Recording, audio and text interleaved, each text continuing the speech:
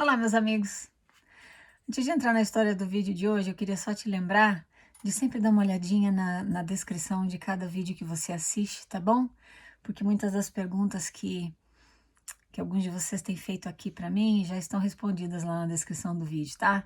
Como, por exemplo, como você pode entrar em contato comigo, como você pode mandar a tua história para mim, como encontrar o nosso grupo de ex-mormons do Facebook e também todas as fontes das minhas pesquisas, tá bom? Tudo que eu falo para você aqui, eu aprendi em algum livro de algum autor absolutamente confiável, tá bom?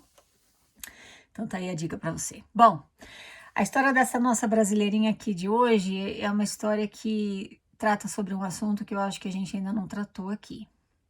Se tratou, não foi de uma história de alguém especificamente. Ela fala o seguinte: Olá, Vânia. Seus vídeos no YouTube me fizeram esquecer que existe a Netflix. Que graça. Sou a terceira geração no mormonismo. Tenho 35 anos e frequentei o berçário até chegar à Sociedade de Socorro. Participei de todos os programas possíveis, exceto missão de tempo integral. Ela não fez missão, né? Casei no templo. Após muitos anos servindo na igreja junto com meu esposo, eu me sentia infeliz. Em maio de 2019, fui ao templo de Curitiba sozinha. Passei pela sessão e tinha uma vontade louca de sair de lá. Não conseguia entender. Ia fazer outros trabalhos dentro do templo, mas não consegui. Saí de lá muito mal comigo mesma, pois fui atrás de paz e respostas e não encontrei. Nessa época, olha só, eu servia como presidente da Sociedade de Socorro. Ela coloca entre parênteses, contra a minha vontade, pois eu odeio essa organização desde que estava nas moças. Ah, mas você não fala não para chamado, então mesmo que você odeie uma organização, você aceita o chamado. Baixa a cabeça e diz sim, né? O que me fez aceitar foi depois de muitas conversas com o bispo, caí na armadilha de ler a bênção patriarcal e lá estava escrito que eu seria uma bênção na sociedade de socorro. E eu, besta, caí nessa armadilha. Tentei fazer o meu melhor, Vânia, de todo o coração. Eu aprendi a ter uma empatia melhor pelas mulheres, aprendi que algumas eram carentes de conversas, abraços e até mesmo de uma mensagem de bom dia no WhatsApp. E mesmo assim eu conversava com meu esposo que eu não estava feliz nesse chamado. Em outubro de 2019 tivemos uma conferência, olha o que aconteceu, onde um ramo fechou e se juntou à ala. A ala, por sua vez, recebeu um novo bispo. Eu, naquele momento das mudanças, sentei-me no púlpito e quando eu ouvi que aquele homem seria chamado como bispo, algumas pessoas não levantaram a mão, nem contra ou a favor, mas eu levantei contra. Meu coração parecia que ia sair pela boca de tão nervosa que fiquei, mas não pude ir contra as verdades que eu acreditava. Foi uma sacramental em que eu só chorava. Enquanto eu chorava, eu conversava com Deus e pedia perdão, mas que eu não podia apoiar aquele homem. Então outros questionamentos vieram e a minha mente ficou cheia delas. Meu esposo estava atônito por tantas perguntas que eu fazia a ele. Como ele serviu uns 7 anos na presidência da estaca, eu enchia ele de perguntas. O marido dela trabalhou 7 anos na presidência da estaca, tá? Eu perguntei, Deus realmente chamou esse homem adúltero? Se o profeta é um homem que fala com Deus e recebe revelação, Deus não mostrou tudo que esse bispo fez traindo a esposa? Cadê a revelação? Deus não se deixa escarnecer? Eu saí naquele dia caminhando para casa para colocar minhas ideias no lugar.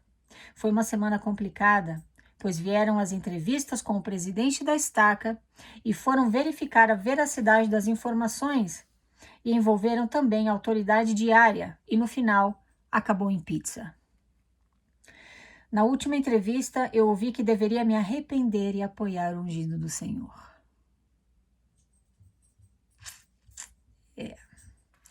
Eu disse que não o apoiaria como bispo. Perguntaram-me se eu iria perder minha recomendação do templo por essa situação, e eu disse que perderia. Naquele mesmo domingo, cheguei em casa e tirei os garments. Meu esposo conversou comigo, que também foi entrevistado e que também não apoia o bispo, mas que os convênios que ele, meu esposo, fez era com o Senhor e que eu deveria pensar nisso antes de parar de usar os garments. Esse foi o esposo dela conversando com ela, tá? Após alguns domingos sem frequentar, comecei a ter sentimentos de culpa. Olha só, olha como é que funciona. Comecei a ter sentimentos de culpa, que eu deveria realmente estar errada e que eu estava sob influência do mal. Tentaram me dar um chamado, mas não aceitei. Por não aceitar o chamado, esse mesmo bispo me expôs numa aula dos rapazes, citando o meu nome como exemplo de pessoas que não aceitam chamados, e fez isso com meu filho na aula. Eu levei essa situação ao presidente da estaca e nada fizeram. Eu esperava no mínimo uma retratação. Eu fiquei tão possessa naquele domingo que me seguraram para não fazer um escândalo. Meu filho disse: mãe, por favor, ele vai saber que eu te contei. Só Deus sabe como me sinto. Mas os outros rapazes confirmaram a informação. Bloqueei ligações e mensagens desses ungidos. Não quero nenhum tipo de aproximação. Então eu conversei com minha mãe e ela me passou o link dos seus vídeos. Desde então eu tenho assistido e sou muito grata por suas indicações de leitura e pesquisa. Eu não frequentei mais desde então e veio a pandemia e para mim tem sido mais fácil não ver meu marido e filho saindo domingo pela manhã para viverem uma mentira. Eu tentei conversar com meu marido sobre alguns assuntos, mas ele ainda acredita muito no profeta e nos convênios, mas tem respeitado a minha decisão. Não uso mais os garments. Tenho feito compras aos domingos. Estou aprendendo a me desintoxicar de 35 anos dos padrões mormons. Eu quero muito fazer minha resignação, mas sei que no momento isso não é possível por causa do meu marido. Como ele acredita em famílias eternas, eu não quero machucá-lo com isso. Eu oro a Deus que um dia ele acorde disso tudo e que façamos essa resignação juntos. Se tem algo especial que o mormonismo me proporcionou, foi conhecer meu marido. Ele é um homem maravilhoso e pela família que temos. Querida, muito obrigada por mandar a tua história pra gente. Uma história de coragem, uma história de alguém que questiona e que assume as consequências deste questionamento, né? Vamos conversar um pouquinho sobre isso. Quando você... bom, ela sempre foi firme na igreja, né? 35 anos como membro, criada lá na igreja, casou no templo, tudo direitinho. Aceitou um chamado numa organização que ela odiava, né? Sociedade de Socorro, ela era presidente da Sociedade de Socorro. Mas na Igreja de Jesus Cristo dos Santos dos Últimos Dias, como você não tem liberdade de escolha, você aceita todos os chamados mesmo que não goste. Aí você vai me dizer, né? Não, Vânia, não é assim. Você pode dizer não para chamado sim. Ninguém é obrigado a nada na igreja. Fala não para um chamado e veja como você vai se sentir depois. Veja o sentimento de culpa que você vai sentir. Você vai ter. Veja o medo de estar dizendo não para Deus. Veja o medo de perder as bênçãos dele, de estar aborrecendo a Deus. Se para você fazer uma escolha, você tem que lidar com esses sentimentos depois, isso significa que você está sendo ludibriada e iludida de que você tem uma escolha. Na verdade, você não tem. A última vez que eu... a última vez não. Quando eu tentei dizer não pro presidente da minha estaca, presidente ou conselheiro, eu não lembro, acho que ele era presidente. Quando ele me chamou para fazer missão, nas primeiras conversas que a gente teve sobre esse assunto, eu disse que eu não queria. Sabe o que ele disse para mim? Que somente as pessoas que fazem uma missão de tempo integral recebem o chamado e eleição, e que eu estava abrindo mão disso. Que talvez eu pudesse receber o chamado e eleição um dia, mas por não ter feito missão, eu ia perder essa bênção. Não me disse a manipulação, tá? E nem é verdade o que ele falou. porque a gente já conversou que a primeira presidência, que ninguém fez menção, nem o presidente Monson, que era o presidente da igreja nessa época, eu acho. Ah, não, era o Benson.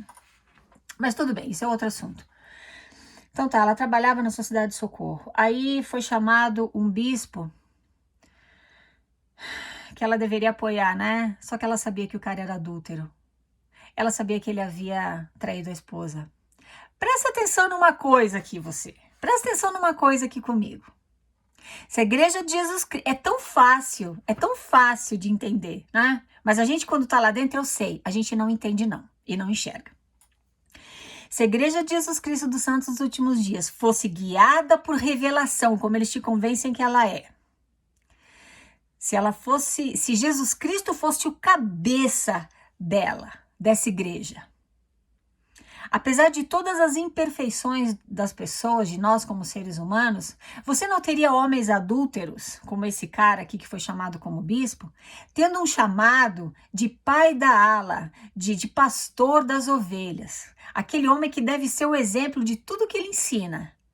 Claro que ninguém é perfeito, mas adultério é uma coisa séria. Adultério, a igreja vê adultério como um motivo plausível para você pedir divórcio, inclusive o cancelamento do teu casamento no templo, tá? Então, se ela fosse dirigida por revelação, esse cara jamais teria sido chamado como bispo. Essa nossa querida aqui sabia disso. E ela ficou confusa. Ela falou, tá, mas peraí, agora eu fiquei confusa. A igreja, as pessoas não são chamadas por revelação. Quando eles te chamam para um chamado, eles não dizem que é Deus que está te chamando. Como é que esse homem adúltero aqui foi chamado? Ela teve a coragem moral de levantar a mão contra e não apoiar esse bispo. Porque eles falam, quando eles te chamam quando eles fazem um chamado na reunião sacramental, eles dizem, né, aqueles a favor que se manifestem levantando o braço direito. Todo mundo levanta bem fofinho o braço direito, né? Aí eles perguntam, alguém em contrário pelo mesmo sinal. Eu, na minha história toda na igreja, nunca vi ninguém levantar a mão contra. Mas essa querida levantou. Por que eles falam alguém contra pelo mesmo sinal? Porque eles querem te dar a ilusão de que você tem a liberdade de apoiar ou não o ungido do Senhor, mas você não tem essa liberdade. É mais uma mentirinha. É mais uma maneira de jogar poeira nos teus olhos. Ela levantou a mão contra o chamado daquele bispo porque ela sabia que ele não era digno daquele chamado. Ele era um homem adúltero. Ela teve que ir para a entrevista com o presidente da estaca. A presidência diária foi envolvida nessa situação. E o que aconteceu? Nada. O bispo, aquele homem adúltero, foi chamado como bispo. E ele, esse cara de pau, ainda que com certeza tem uma recomendação para o templo e mente nas entrevistas, né? Dizendo que ele guarda a lei da castidade, ele tem essa recomendação para o templo. Então, além de adúltero, ele é desonesto, né? Ele fala, ele humilha ela, humilha o filho dela numa aula que ele está dando para os jovens, em que ele cita o nome dela como exemplo de uma pessoa que não aceita chamados. E o filho dela está naquela aula, um adolescente, que foi respingado pela falta de caráter desse ungido do Senhor. Como a igreja não é guiada por revelação, porcaria nenhuma, como ali é um bando de homens e mulheres, a grande maioria eu diria que de bom coração, pessoas de boa fé, aceitando e fazendo tudo o que eles mandam você fazer, porque acreditam que é para Deus. Como é uma corporação guiada assim por CEOs, né, por executivos aqui de Salt Lake, que entendem muito bem como funciona o mercado corporativo, as coisas são feitas por conveniência. Provavelmente esse bispo, esse cara que foi chamado para bispo, provavelmente ele tinha condições financeiras melhores, né, para poder estar disponível em fazer reuniões e fazer tudo aquilo, né, que você sabe que um bispo tem que fazer. Talvez ele seja aquele tipo de pessoa que abaixa a cabeça e diz sim para tudo, nunca questionou nada, nunca deu problemas, né? Sempre fazendo tudo certinho. Então, pessoas assim são chamadas como bispo. Só isso. Que revelação! Deus não tem nada a ver com isso. Eu tô cansada de falar para você que Deus não tem nada a ver com essa igreja, com essa empresa que rouba teu dinheiro, rouba teu tempo, teus talentos, em nome de Deus, tá? Então, você vai ver situações como essa. Bom, ela decidiu então sair da igreja. Ela já não estava se sentindo bem antes desse incidente, e esse incidente me parece que foi foi a gota d'água, como a gente fala, né? Ela tirou os garmos e falou pro marido: eu tô fora, eu não quero mais saber da igreja. Parabéns, querida. Parabéns pela tua integridade moral, porque integridade moral é se levantar contra a autoridade para seguir teu coração. Dignidade moral é colocar valores morais à frente de organizações que te manipulam mentalmente. E foi isso que você fez. Você falou: tá, mas eu não posso apoiar. Ele é um cara adúltero. E você teve a coragem de sair e quebrar esse ciclo. Teu marido tem minha admiração e meu respeito, porque mesmo ele não concordando com você, por ele ter um testemunho, né, dos profetas e tudo mais, ele permite que você, ele permite não, ele não cria caso, né, ele concorda com você deixando a igreja, desde que você também, né, crie condições para ele frequentar a igreja com os filhos. É assim que tem que ser. Vocês são um casal, exemplo de maturidade, exemplo de amor, exemplo de respeito próprio e respeito mútuo. Vocês estão colocando o relacionamento de vocês acima da religião, porque realmente não vale a pena. Não vale a pena perder um relacionamento por causa dessa empresa chamada, que eles chamam de igreja, viu? E quem sabe com o tempo ele vai acabar vendo as coisas que hoje você vê. Mas no tempo dele, não no teu, né? Então é isso, meus queridos.